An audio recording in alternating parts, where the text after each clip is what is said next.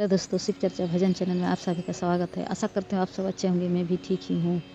आज मैं एक कहानी लेके आए हैं, एक सपेरा की कहानी।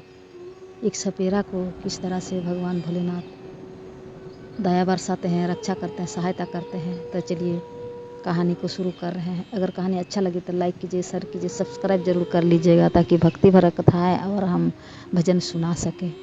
एक सपेरा था, तो सपेरा का काम है सांप खिलाना, सांप पकड़ना और सांप का खेल दिखाते हैं गांव में, शहर में। और गांव में तो लाखों भीड़ हो जाता है। ऐसा विषधारी नाग से लोग खेलते हैं तो भीड़ तो होगा ही। और पता नहीं रहता है सबको कि सांप का विष निकाल के सांप से खेलता है सपेरा। इसी तरह उसका सपेरा का दिन बीतता गया। तो सब कोई गांव में जब खेला देखा था, तो गांव में सब कोई बोलता उसको कि भोले बाबा के नाग की तरह, जैसे भोले बाबा अपना गला में धारण किए, उसी तरह वो सपेरा अपना गला में धारण करके और खेला देखा था। और वो सपेरा जब शुरू करता खेला, तो महादेव का नाम लेके ही खेला शुरू करता। महादेव का नाम लेके ही खेला शुरू करता। तब ऐसे उसका दिन बीतता गया और विष निकाल के सांप पकड़ता, विष निकालता और सांप का खेला दिखाता गांव गांव घूम घूम के। तो ऐसे ही जैसे बोलते हैं ना कि जिस खतरों से हम लोग खेलते हैं, कभी वो इतना खतरनाक हो जाते हैं, जान पर पड़ जाते हैं। उसी तरह सपेरा एक दिन सांप पकड़ा और उसका विष निकाल ही रहा था। तब तक वो चूक गया और सांप ने उसको डंस लिया, सपेरा को डंस लिया। तो सपेरा बहुत बार ऐसे ही हुआ है। वो लोग के पास जड़ी बूटी रहता है। उस वक्त तो उसका साथ कुछ नहीं था, कि तक उसका साथ जड़ी बूटी भी नहीं था कि बचे। वो जान गया कि अब हम नहीं बचेंगे, अब तो मर जाएंगे।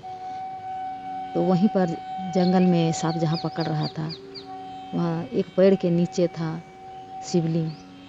और देख पाया उधर कि यहाँ एक शिवलिंग है। वहाँ जाके थोड़ा रेंगते हुए गया और बोलने लगा कि हे महादेव, अब तो हम नहीं बचेंगे, अब तो सांप डस लिए, तो अब हम कैसे बचेंगे? अगर बच गए ना तो हम आपका सेवा करेंगे भगवान। वही बोल के सपेरा इतना बोला कि सेवा करेंगे, आपका पूजा भक्ति आराधना करेंगे भगवान। और इतना बोलते बोलते उसी पेड़ के नीचे वो बेहोश हो गया। बेहोश हो गया। सांप काटते तो बेहोश तो होता ही है, जहर फैल गया पूरा शरीर में, तो वो बेहोश हो गया। और वहाँ पर क्या हुआ, पड़ा रहा, कोई नहीं देखा। तो भगवान का चमत्कार देखिए, बारिश होने लगा, मूसलाधार बारिश। 3 दिन रात 24 घंटा बारिश हुआ। इतना बारिश हुआ कि वो सपेरा भीग गया और पूरा बारिश से उसका विष जो है सो धो दिए। भगवान का लीला, महादेव का अपरंपार। तो वो व्यक्ति होश में आया और सपना देख रहा था। उसको लग रहा था कि सो गए हैं। इसी तरह तो सपना देख रहा है। सपना में वो शिव पार्वती को की पूजा कर रहा है और चरण पकड़ के प्रणाम कर रहा है। ऐसे उसको सपना दिखाई दिया। तब वो व्यक्ति सपेरा क्या किया, वो नींद खुला। तब उसको लगा कि हम सो गए थे और कैसे सपना देखें। जिस तरह वो सपना से उठा, बेहोशी के हाल से जैसे जागा तो देख पाया कि शिवलिंग पर उसका हाथ था। एक हाथ उसका शिवलिंग पर पड़ा हुआ है। इसीलिए उसको सपना में लग रहा है कि शिव पार्वती का चरण हम पखार रहे हैं, प्रणाम कर रहे हैं चरण पकड़ के। इसीलिए सपना में उसको दिखाई दे रहा है। तब वो जैसे जागा, उसको सपना लगा। फिर वो सोचने लगा कि क्या हुआ, हम यहाँ कैसे आए, शिवलिंग पर हाथ है। तब उसको याद आ गया 24 घंटा का पहले का बात कि सांप डसा था। और धीरे धीरे याद आया कि हम शिव जी से बोले थे। तब उसने क्या किया है कि भगवान मेरा पुकार सुन लिए, तो अब हम क्यों ना भगवान का सेवा में ही अपना जीवन व्यतीत करें।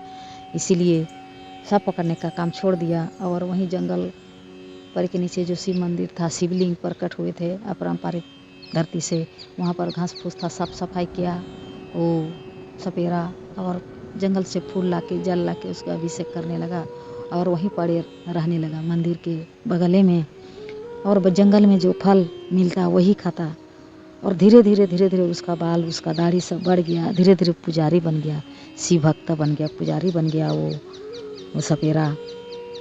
तब जैसे ना बोलते हैं ना दोस्तों कि जैसे कि कहीं भी पूजा पाठ और घंटी का आवाज़ सुनाई देता है तो धीरे धीरे धीरे धीरे मनुष्य का आना जाना शुरू हो जाता है और अच्छा लगने लगता है वहाँ पर। उसी तरह उस जगह जहाँ पूजा होने लगा वहाँ पर आते जाते राही घंटी का आवाज़ सुन के जाने लगे कि यहाँ मंदिर है, प्रणाम करके आते हैं। ऐसे करते करते मनुष्य का भीड़ होने लगा उस जगह पर। तो मंदिर में हर कोई जाते हैं, अमीर जाते हैं, गरीब भी जाते हैं। गरीब जाते हैं, मांगते हैं कि भगवान हम गरीब हैं, रोजी रोजगार के लिए कि पोसे पाले बाल बच्चा कैसे। और अमीर भी जाते हैं अपना स्वास्थ्य के लिए। मंदिर भगवान के पास तो जाना ही, अमीर है या गरीब है, सबको जाना है, सबका ज़रूरत पड़ता है। तो उसी तरह आते जाते राही देखने लगा कि पेड़ के नीचे जंगल में एक मंदिर है। अपना अमानत मांगते रहे और भगवान का पूजा पाठ करते रहे सब मनुष्य। तब एक बार क्या हुआ कि कोई अमीर व्यक्ति अपना शरीर में बीमारी का वजह से वो बहुत झेल रहा था, बहुत पैसा रुपया खर्चा करके वो थक गया। तब वो उस मंदिर पर गया। सब कोई बोला कि एक मंदिर में साधु रहते हैं, जंगल में मंदिर बहुत अच्छा मंदिर है, जो मांगे सो मिल जाता है। ऐसे कानों कान सुनाई पड़ता है सबको।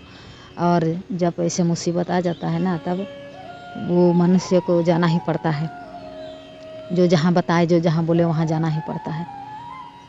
तब वो अमीर आदमी क्या किया, कानों सुने बात, बोले कि हम जाके देखते हैं। उस मंदिर में गया और जाके पूजा किया, भगवान से माथा टेका और बोला कि हे भगवान, ये जो दवाई ववा खा रहे हैं उसी से अगर मेरा बीमारी ठीक हो जाए, अगर हम बच जाए तो हम आपका मंदिर बना देंगे। ऐसे बोल के पूजा पाठ करके वो व्यक्ति चला गया। कुछ साल ऐसे ही दिन बीतता गया। कहा जाता है कुछ दिन के बाद 10-15 साल के बाद वो व्यक्ति आया और आके पूरा उस जगह पर मंदिर बना दिया। अपना खर्चा से मंदिर बना दिया, सुंदर मंदिर बन गया। तब शिव पार्वती कैलाश पर बैठे। तब नारायण वहाँ से नारद जी आए और बोले, नारायण नारायण, आपका लीला अपरंपार है महादेव। आपका मंदिर कैसे खुला ज़मीन में शिवलिंग प्रकट हुआ और वहाँ पर किस तरह भी भव्य मंदिर हो गया। आपका लीला अपरंपार महादेव। तब शिव पार्वती बोलते हैं नारद जी को कि हम तो सब पर दया कृपा करते हैं, सब मेरा ही संतान है। अगर वक्त रहते ही समय रहते ही अगर मेरे पास आ जाते हैं, मेरे शरण में आ जाते हैं तो उनको हम दया कृपा जरूर करते हैं। विधि का विधान तो हम टाल नहीं सकते। उस सपेरा का मृत्यु नहीं था, उसका आयु था, इसीलिए हम उसको बचा पाए। और जो बीमारी व्यक्ति उसका भी आयु है, इसीलिए हम आशीर्वाद किए और हम बचा लिए।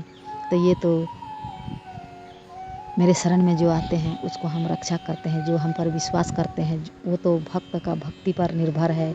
नारद जी को बोले शिव जी, भक्त का भक्ति पर निर्भर है। जो हमें विश्वास करे वो भक्त हमारा भक्ति करे, पूजा आराधना करे विश्वास से, तो उसको हम जरूर सहायता करते हैं। तो इसी तरह से दोस्तों हम लोग का भगवान के शरण में आना चाहिए। जो है दुख सुख बीच में वो टल जाएगा और हम स्वस्थ रहेंगे। हर हर महादेव।